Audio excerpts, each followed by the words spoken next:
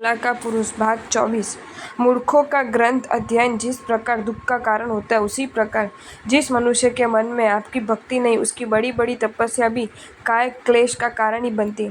हे प्रभु, स्तुति करने वाले और निंदा करने वाले दोनों पर ही आप संभाव रखते हैं, किंतु आश्चर्य यह है कि दोनों को शुभ और अशुभ फल पृथक पृथक मिलता है। हे प्रभु, मैं स्वर्ग की लक्ष्मी से संतुष्ट नहीं और हूँ, इसलिए मैं प्रार्थना करता हूँ कि मेरे हृदय में आपकी अक्षय और अपार भक्ति हो। इस प्रकार स्तुति कर, पुनः नमस्कार कर, इंद्र, नर नारी और देवताओं के आगे प्रभु के सन्मुख हाथ जोड़कर बैठ गए। उधर अयोध्या नगर में भरत चक्रवर्ती सुबह होते ही माता मरु देवी को नमस्कार करने गए। अपने पुत्र के वियोग में रात दिन रोते रहने के कारण उनके नेत्रों में एक व्याधि हो गई थी, फलत उनकी दृष्टि चली गई थी। एतदर्थ आपका बड़ा पुत्र आपके चरणों में नमस्कार करता है। ऐसा कहकर भरत ने उनके चरण वंदन किए। स्वामिनी मरु देवी ने भरत को आशीर्वाद दिया, फिर मानो हृदय में शोक वहन नहीं कर पा रही हो इस प्रकार बोलने लगी। वत्स, मेरा पुत्र ऋषभ मुझे, तुम्हें, प्रजावन को, लक्ष्मी को एवं राज्य को तृणाव्रत परित्याग कर चला गया है। तब भी इस मरु देवी की मृत्यु नहीं हुई। जिस मेरे पुत्र के मस्तक पर चंद्र की चंद्रिका की तरह छत्र रहता था, वह अभी कहाँ है? छत्र विरहित होने के कारण उसके समस्त अंग को संताप प्रदानकारी सूर्य किरण निश्चय ही पीड़ित कर रही होगी। पहले तो वह श्रेष्ठ हस्ती आदि वाहन पर आरूढ़ होकर निकलता था, अब पथचारी पथिक की भांति पैदल चलता होगा। पहले उसकी देह वारंगनाय चमर विंचती थी, अब वह दंश मशकादि की पीड़ा सहन करता होगा। पहले वे देवों द्वारा लाया हुआ दिव्य आहार ग्रहण करता, और आज अभाजन की तरह भिक्षा भोजन ग्रहण करता है। पहले वह महान रिद्धि संपन्न रत्न सिंहासन पर बैठता था, आज गेंडे की तरह बिना आसन के ही बैठता है। पहले वह नगर रक्षक और शरीर रक्षकों से रक्षित होकर नगर में रहता था, अब तो वह सिंह आदि पशुओं से पूर्ण वन में वास करता होगा। दिव्यांगनाओं के अमृत तुल्य गीत श्रवणकारी उसके कर्ण सूची विधकारी सर्पों की फुकार सुनते होंगे। कहाँ उसकी पूर्व स्तुति और कहाँ आज की वर्तमान स्थिति। हाय, मेरे पुत्र ने कितने दुख सहन किया है। वह कमल तुल्य कोमल था, आज वर्षा के उपद्रवों को सहन करता है।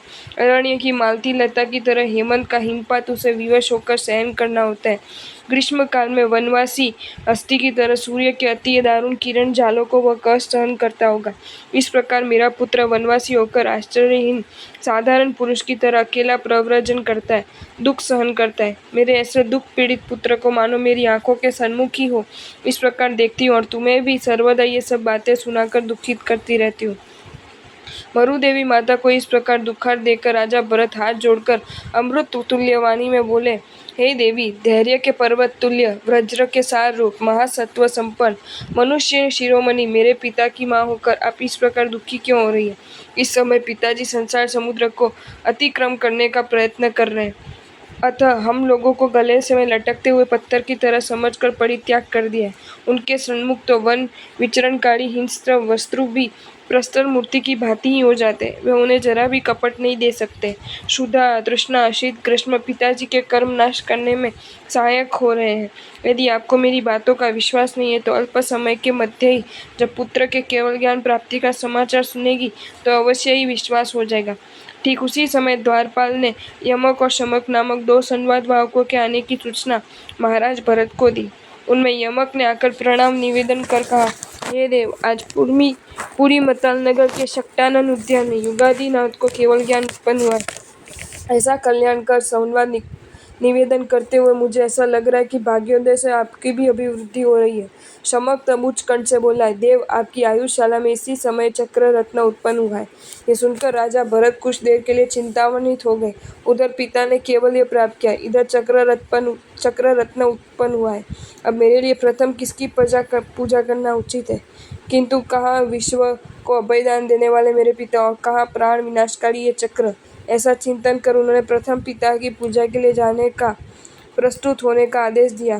यमक और शमक को बहुत सा पुरस्कार देकर विदा किया एवं माता मरुदेवी से बोले, देवी, आप सर्वदा करुणा वर्षवर्ती होकर कहती थी कि भिक्षाजीवी एकाकी मेरे पुत्र दुखी है, किंतु अब तो वे त्रिलोक के स्वामी हो गए, अब उनका वैभव देखिए।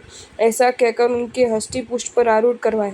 पीछे मूर्तिमती लक्ष्मी की तरह सोना, रत्न और माणिक्य के आभूषणों से युक्त अश्व, हस्ती, रथ और पदातिक सेना लेकर महाराज भरत ने यात्रा प्रारंभ की। निज आभूषणों की द्युति से जंगम तोरण रचनाकारी सैन्य सहित चलते हुए महाराज भरत ने दूर से ही ऊपरी प्राकार को देखा और मरुदेवी माता को बोले, देवी, वह देखिए, देवी और देवताओं ने प्रभु के संवत्सरण की रचना की है। सुनिए, पिताजी के चरणों की सेवा से आनंदित बने देवताओं की जय ध्वनि। प्रभु के चरण रूप आकाश में बजती हुई दुंदुभी गंभीर और मधुर शब्द से हृदय में आनंद उत्पन्न कर रही है। प्रभु के चरणों में वंदन करने वाले देवताओं के विमानों से निकलती हुई घुंघरूओं की आवाज मैं सुन रहा हूँ। भगवान के दर्शनों से आनंदित देवताओं का मेघ गर्जन सा सिंहनाद आकाश में गूंज रहा है। ताल, स्वर और राग समन्वित पवित्र गंधर्व प्रभु वाणी की दासी सा हम लोगों को आनंदित कर रहा है। भरत के कथन से उत्पन्न आनंद आंसू से मरुदेवी माता की आंखों के जाले इस तरह कट गए जिस तरह जल के प्रवाह से आवर्जना धुल जाती है। अतः उन्होंने पुत्र की अतिशय सहित तीर्थंकरत्व लक्ष्मी को अपनी आंखों से देखा और उस आनंद में लीन हो गई। उसी समय के समकाल में अपूर्व करण के त्रम से शपथ श्रेणी पर आरूढ़ होकर अष्टकर्मशय करते हुए केवल ज्ञान प्राप्त किया और उसी समय अव्यव्य मोक्ष पद प्राप्त किया। इस अवसर्पणी काल में मरुदेवी माता प्रथम सिद्ध हुए। देवताओं ने उनका सत्कार कर उनकी देह की और शीर समुद्र में निक्षेप कर दिया। उस दिन से लोक में अमृत का सत्कार करना प्रारंभ हुआ। कहा भी गया है, महापुरुष जो कार्य करते हैं वे ही आचार रूप स्वीकृत हो जाते हैं। मरुदेवी माता की मोक्ष प्राप्ति से राजा भरत हर्ष और शोक में इस प्रकार व्याकुल हो गए जैसे मेघ की छाया और सूर्य के आलोक से शरद का दिन होता है। फिर भरत ने राजछिन परित्याग कर परिवार सहित पैदल चलते हुए उत्तर दिशा के द्वार से संवत्सरण में प्रवेश किया। वहाँ चारों निकाय के देवों से परिवृत और दृष्टि रूपी चकोर के लिए चंद्रमा रूप प्रभु को देखा। भगवान को प्रदक्षिणा देकर प्रणाम किया और युक्त कर माथे पर रख इस प्रकार स्तुति करने लगे, हे अखिलनाथ, आपकी जय हो। हे विश्व को अभयदान देने वाले, आपकी जय हो। हे प्रथम तीर्थंकर, हे जगत त्राता, आपकी जय हो। आज इस अवसर्पिणी में उत्पन्न लोक रूप कमल के लिए सूर्य रूप आपके दर्शनों से मेरा अंधकार दूर हुआ। मेरे लिए यह जैसे सुप्रभात है। हे नाथ, भव्य जीवों के मन रूपी जल को निर्मल करने के लिए निर्मली तुल्य आपकी वाणी की जय हो। हे करुणा के क्षीर समुद्र, जो आपके शासन रूपी महारथ पर आरोहण करता है, उनसे मोक्ष दूर नहीं रह सकता। हे देव, हे अकारण जगत बंधु, हम आपको साक्षात देख रहे हैं, इसलिए संसार को हम मोक्ष से अधिक मान रहे हैं। हे प्रभु, इस संसार में ही अपलक नेत्रों ने आपके दर्शनों के महान आनंद रूपी बढ़ने में हमें मोक्ष सुख स्वाद का अनुभव हो रहा है। हे नाथ, राग, द्वेष, कषय आदि शत्रु द्वारा बद्ध दशा प्राप्त इस संसार के लिए आप अभयदानकारी और बंधन मुक्तकारी हैं।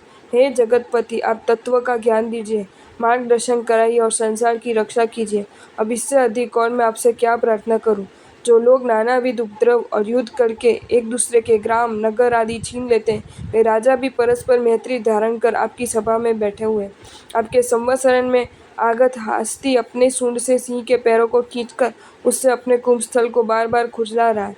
ये भैंसे अपनी स्नेह भरी जीभ से बार बार अन्य भैंस को चाटने की तरह हे स्वकारी अश्व को चाट रहा है। क्रीड़ा करता हुआ यह मृग पूंछ हिलाते हिलाते कान ऊंचा और माथा नीचा कर अपनी नाक से बाघ के मुख को सूंघ रहा है। ये तरुण विडाल अपने आसपास आगे पीछे दौड़ते हुए चूहों को अपने बच्चों की तरह आदर कर रहा है। सर्प कुंडली मारकर नकुल के पास निर्भय होकर बैठा है। हे देव, ये सब और अन्य प्राणी जो परस्पर वैर भाव संपन्न है, वे भी यहाँ निर्वैर बने उपस्थित है। इसका कारण आपका अतुल प्रभाव है। राजा भरत इस प्रकार जगतपति की स्तुति कर क्रमश पीछे हटे और स्वर्गपति इंद्र के पीछे जा बैठे। तीर्थनाथ के प्रभाव से उस योजन परिमित स्थान में ही कोटि कोटि प्राणी बिना किसी कष्ट का अनुभव किए बैठे हुए थे। आपको ये वीडियो अच्छा लगा हो तो इसे लाइक करें और शेयर करें और ऐसे ही नए नए वीडियोज देखने के लिए सब्सक्राइब करें हमारी channel Jain facts and stories को।